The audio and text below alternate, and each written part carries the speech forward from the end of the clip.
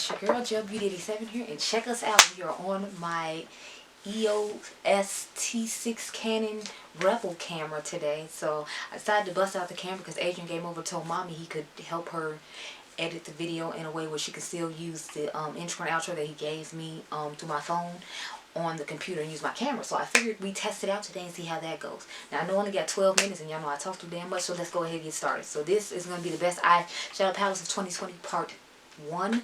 Obviously part 2 will be at my grandmother's house because that's where all the rest of the eyeshadow palettes that I'm currently loving or need to add to videos or do palette matchups or whatever else are. So we're going to start off with the honorable mentions and then we're going to get into more of the stuff I truly like. So let's get the honorable mentions out the way. I have like 6 of them. A couple of brands I'm feeling some type of way about, and then some other ones I'm just kind of like, well, I like it, but it's like I don't use it enough for it to be considered a favorite. Not that I use a lot of stuff enough can be considered a favorite, but a lot of it I think about wanting to use and then have other things I have to use. Anyway, like I said, the 420 is the honorable mention because it's like that girl at the party that everybody wants to talk to because she's hot, but nobody ends up taking her home because she acts like a total bitch. Like, that's what this palette is. If that makes any sense. Y'all know, like, the mattes in here are very temperamental, and then they ended up coming up patchy. So it's like, you may be cute, but honey, if you act like a bitch, like, who really wants to be bothered? I mean, there's a couple of dudes that probably still be bothered, but, you know, like, the majority of people don't want to be bothered. And that's how I felt about this palette. Like, a lot of people didn't want to be bothered with it, even though the color story was gorgeous yet, because, like, this one shimmer is terrible, and then the mattes in here don't perform that well, and, like, it takes a lot to blend and whatnot. So it's like, I still like it and will still use it on occasion, like, when I have time to play around and whatnot, but it's like, this is not a, you know, like, I need a cute little quick moment palette. Not at all, no. So that's like the honorable mention, because I love the color story, but it's just kind of like, Next, we have the Give Me Glow Extra Spicy palette, and I believe you all know why this is, an honorable mention. It's just more of, I don't really like warm tone situations, so that's why it's an honorable mention to me. If it was like, if it had that pop of green in it, I think I'll reach for it more, because it's not like I'm opposed to these type of warm colors. It's just more of like, they could have took this one out for me and just gave me a green shade. And a lot of people said that they wanted the green from jalapeno stem, and the fact that it wasn't in here. But I mean, you can pair it with the, what is that palette? The Juicy Olive and some other stuff, so I figured that's why it's okay. I don't know. Whatever. Next, I have the Latte Palette, the Latte 2 palette from Dominique Cosmetics. I got this, but y'all know I'm not really a warm tone person. I love Kirsten's formula. I love that she does unique color stories. Every once in a while, the unique color story is too unique and I can't get down with it. But this one I can get down with because it has a lot of those darker mattes that people in my skin tone would need. And it has, of course, my cute little pops of color over here. So I really like this palette. It's just, we know I'm not really a, you know, a neutral type of girl, so that's why this isn't for me. And when I do use neutrals, it's more like the neutrals I have on my eyes right now, more berry toned or pink mauve tone. So that's why this is an honorable mention, because it's great quality, and it's not, if I didn't have to rush out the house, I wouldn't use it along with the original Latte palette, because I like the shimmers in there a little bit better. It's just more of, I don't really see the purpose of it in my collection, other than I really like Kirsten, and I'm more of a collector of her palettes than anything else, because I knew another latte was going to come and it's just not my cup of tea. Next, we have the Linda Hallberg Enchanted Mysteries palette. I really like the shimmers in here, but the only thing is it's just this one shimmer I'm truly in love with. This one is okay, but y'all know the 2 bottom ones I'm most likely not rocking with, because it's like I can get this shade from the Icon palette from Charlotte Tilbury, and then everybody has a bronzy goldish type shade. Like Mother Pat probably has like 20 of these in her palette. So the 2 shades I'm attracted to this palette is at the top, and this is really shimmer to the shade that's in my Nocturnal Nirvana palette from Pat McGrath, which is why I'm not into it. And this one is just nice little shimmer. I feel like I can find a lot of palettes I already own, so that's why it's an honorable mention, because it's not like the formula's bad or anything. It's just when you have as much makeup as I do, it's just kind of like, oh, okay, that's cute, but who cares? The next thing I have is the Natasha Denona, what is it, Bejeweled Eyes to Hypnotize. Oh, I got it right. Okay, so I like the color story of this palette. Let me open it up so you can see it. But it's just more, again, like, it's not like I don't have color stories like this in other palettes, and I don't necessarily like her shimmer formula. Her matte formula is pretty nice, but a lot of times I feel like her palettes don't have enough mattes to satisfy someone my skin tone. Like, see, there's only like, what, like 3, 4 mattes in here, and one of them I can't even use because it's too light. Like, I have to dust this over or something, so it's not really a truly useful matte to me. This one works for me, and this one works for me, but she just used a lot of, like, classic simple color stories that aren't exactly exciting to me. So although I like the palette, okay, it's not something I'm going to reach for on a consistent basis, because this isn't my makeup aesthetic as a general rule, but I do love luxury makeup, so I will buy it from time to time. Okay, so the last honorable mention I have is the Amrezy, what is this? the Amrezian ABH palette.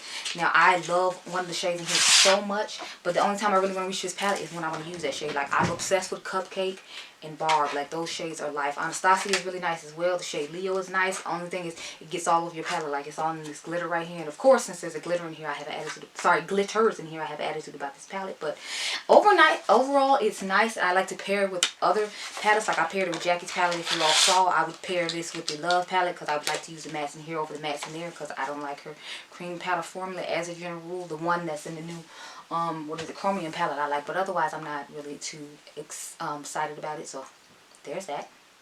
So now we're going to get into more of my like affordable and indie brand type stuff. So I'm going to start off with the two little indie brands that I have here. So I have the Smoky Glow and Midas Cosmetics palette. I love this palette. I love the color story of this palette. This is what I wanted the Natasha Denona, what is that palette?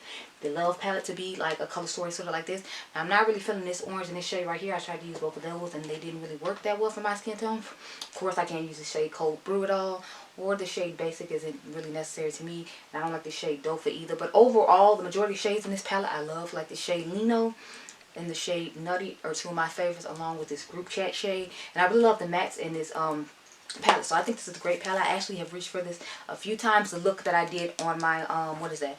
My Sephora recommendation video, that picture that was from this palette right here. Because it's just a gorgeous palette and I love to use it. The quality of it is really amazing. That was my first time trying Midas Cosmetics, so it made me want to obviously try some more because it was a great palette. So I have the Alva palette from Odin's Eye. I love the color story of this palette. It is gorgeous. Y'all know mauve tones are my thing, and I'm fine with this little pop of yellow and orange for when I don't necessarily want to use all the mauve tones. Plus, I feel like it just gives it a little bit of difference other than like it being just an all purpley mauve bronze-esque type palette. So I really like this color story. I believe it or not, I have not used this one yet. I used the Alva 2 palette instead. But it's like I know the quality of them is going to be the same. So that's why I was like willing to like, you know, risk it and go ahead and put this in there because I like it that much. The next ones I have are, believe it or not, is ColourPop and Kathleen Nice So Jaded palette. I mean, I think that's this late last year.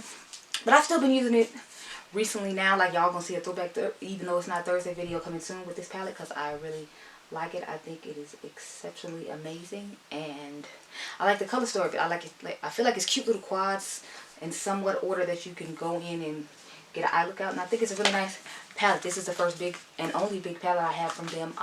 The other ones I had, I ended up putting in giveaways because I just wasn't that crazy about them. So I keep trying to get up and check because nobody's in here with me, so I can't see if the camera's still going or not. So I'm going to have to edit out those parts too. My bad. The next ones I have are all Juvia's Place, believe it or not. So I have the Wahala 2, and y'all know why I like this palette already. Like, look at all those blues and purples and greens. Like, and even this part over here is okay. The only row I don't really care about is the orange one, but I just hate the color orange. Well, I wouldn't say hate. I'm just not really a fan of the color orange. Every now and again I use it, but it's not something I'm truly exceptionally excited about. But I love this palette. I am irritated by all the pressed glitters in it though, because I thought they got the memo when we told ColourPop we didn't want them. That means we don't want them from you either. So this is a lovely palette minus the pressed glitters in it. I'm tired of these fucking pressed glitters. They did the same thing with the other holiday palette, which is the Nubian Royal palette. This has the pressed glitter in it, but this purple right here is amazing, and it's very unique purple to my collection. So I had to have this little palette just because of that purple alone, and I'm so serious. Like, I literally bought it for this purple. I mean, I like this dual chromey shade here, okay? I'm not really a big fan of this one because it's a satin, and these two mattes are okay, but, you know, otherwise I'm just kind of like, no. Is it supposed to be blinking right there? Yes. Okay. So the next one I have is the Violet palette from Juvia's Place.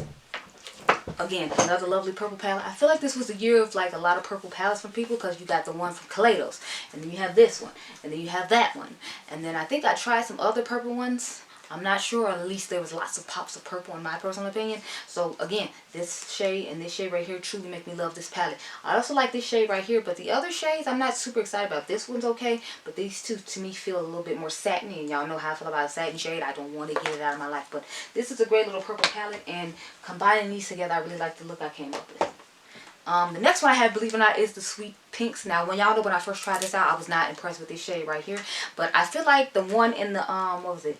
The Juicy Boost palette from Colored Rain, it had a shade like that too, and they're just really difficult to work with. I don't know what the problem is with making a shade like this, but both of the shades I've tried like this year were really hard to work with. But all the matte pinks in here will really makes this palette shine to me, because it's like I can get a duochrome single from like an indie brand and put that on and just use the mattes in here and be fine with having this palette, because these two can go in the inner corner and this one can just, you know, like do whatever it does to just sit in the pan and look pretty, because it doesn't work well on the eye in my personal opinion. Okay, so the last two palettes I have are the Sweet Shop palettes from BH Cosmetics. The other two are at my grandmother's house, so you'll see them later on. But this is Cherry on Top. I know Angelica really likes this one. I think it's okay for a red palette. I'm not really big on reds, but I love the shade Sprinkles just like she does, along with all the shimmers in here. I think they did a great job with these palettes, the monochromaticness of them. The formula of them is really nice. I like the Cotton Candy a little bit more for obvious reasons. It has those pink and purple vibes to it. Like it has this cute little pink situation. I feel like there are more purples though than there are pinks, unless you count this as a pinky purplish type shade. But this is a really pretty palette. I love the way it looks. I love the way it performs. It has another one of those cool, unique type of blue purplish type shades. I really like mattes like this. I feel like they give me a unique look to my eye look, and then the nice matching shimmer that goes with it is gorgeous. So if you don't know what to do, you can pair that matte with that shimmer and have a nice little eye look, and it looks like you tried a lot when you didn't try that hard. So these palettes are great for that. The last ones I have are my luxury and high-end palettes, and then I'll be done here at home, and then we'll go to my grandmother's house and show those. So you might not get that quality on this camera, because when I'm at her house, I don't usually bring my camera, I just bring my phone. The next two palettes I talked about were these two. I told you all the other two were at my grandmother's house, so you'll see them in part 2 of this video. You will not see this same quality though, like I was saying. I don't know when it cut off, so I'm not sure, but I'm going to re-say it just in case. And then I'm going to go check on my computer in the sunroom in my house and see how that goes. But next, let's get into some high-end and luxury, and then we can tie up this video so far. The part 2 will be in my grandmother's house. Like I said, those where the rest of the palettes are. But I'm going to start off with Smoke Session. Now, I know I put Smoke Session in here last year, but I've been using it a lot this year too, so I feel like it should have another moment. So a couple of these palettes were in here last year, but I like them so much and I've still been using them, so I figured they could go in here as well, so you can see how much I really like them. And this is one of my MVP palettes from Milk. This is what got me on board with buying their eyeshadow palettes. Because this palette right here, it is life. This is like perfectly me in a palette. Like if I had to do neutrals, I would want to go for more grungy shades like this. And y'all know I'm a true blue lover, so all 4 of these work for me. So like all 8 of these are just like the perfect palette that combines me. If like I could make a palette, I would make something that looks like this most likely. And I know I said if I could make a palette, I'd make it like Shayla's. Like when it comes to more people liking it, I would make it like Shayla's. When it came to my personal taste, I would most likely make a palette that looks like Smoke Session, because it's just that. The next palette I have is the Mothership 2 Divine Rose Artistry palette. Like, let me open it up so y'all can see. I mean, I know I have videos on the majority of everything I'm showing you. Hold up. My string is stuck. I might not be able to take it out and show it to you, because I don't know how long it's going to take for this video to run. So, hold on. Yeah, so the string is stuck underneath it because I guess I had wrapped it too many times. But yeah, so here is what the palette looks like. I got the limited edition rose gold one, and this is what the color looks like. So when you hold the mirror down like this, you can see that the Sextrovert shade changed to green, but when you hold it up like this, you can see that it has that original pink it reflects to it, or gold reflects to it, if you will. This is an absolutely gorgeous palette, and I love it. I love the tones, and I love the fact that she gave us a, what is it, multi-chrome, or trio chrome, or triochrome, whatever you would like to call it. I love that she did that, and I just love this palette overall. Now, I should have honorably mentioned the Divine Rose one, just because for an everyday palette, that would definitely be more of my color story. But the one I have on right now, I feel like would be more of my everyday color story, to be honest. And I actually paired it with some of the stuff I'm about to show you. So I'm going to just show them all together. This is the, what is it, New Rich Palette from Huda Beauty. I was inspired to put this on today because I watched Lily Living Life video yesterday on the, what is the Naughty Nude palette. So this is what the inside of my palette looks like. I only bought this one, and I think I bought it when they had like a 50% off sale on her website. That's when I was willing to try it out, but I wasn't just going to buy it at full price because it wasn't my vibe. And then I have this Chantecaille Cool Hummingbird Quad Lid on. Shout out to Beautydealsbff. She hooked me up with a deal where I got these, I think, for like 30 or 40 bucks a piece. They were like $30 or $43 a piece, and I think they're usually like 70 or 80. So this is the one I have on today, the cool tone one. I use this shade right here, and then this shade right here. So this is in the inner corner underneath another shade in the hooded palette, and then this is on my outer V of my eye that you're seeing right now. So this is an absolutely stunning quad. I absolutely love it, and yes, yes, yes, 1,000 times yes. So Adriangameover is filming in the living room. That's why I had to come in here and film, because he only has, I think, like 40 minutes for his lunch break, and then he has to go back to school because it is Friday, so it is a school day. The next one I have is the Chantecaille. This is the warm tone one, and I thought it was interesting that they were calling this warm tone, because to me this isn't a warm tone shade, but I was like, okay, whatever, I'll rock with it. And this one actually has the matte in it. I have a review on these, my first time ever trying Chantecaille, and I was super excited about it. I mean, y'all all weren't super excited about it, but I understand because of like the pandemic we're in, it's not necessarily the best time to show it, but it's like, I really liked it and I was quite impressed with it, and I wanted you all to see my first reaction to it. So this quad kind of reminds me of the one that Charlotte Tilbury came out with, though, and and Pat McGrath came out with this year. Like that Interstellar Eye kind of reminds me of that. And then this reminds me of, I think it's Diamond Luxe or something like that, or Dazzling Diamonds from Charlotte Tilbury. So this is a nice one as well. So that completes all the eyeshadow palettes I have for part 1 of my best palettes of 2020. I already did my worst palettes of 2019 and 2020, because I remember that I didn't do a worst video for 2019, so I went ahead and did that too. I'm trying to decide if I want to do some worst products from 2019 and 2020 as well. I might just stick to the 2020 theme and forget about the ones from 2019, but I haven't decided yet. But anyway, so those are my first set of eyeshadow picks for 2020. As far as it goes, I hope you all enjoyed this part of the video. Remember, you all are diamonds. I'll catch you guys in the next one. Bye.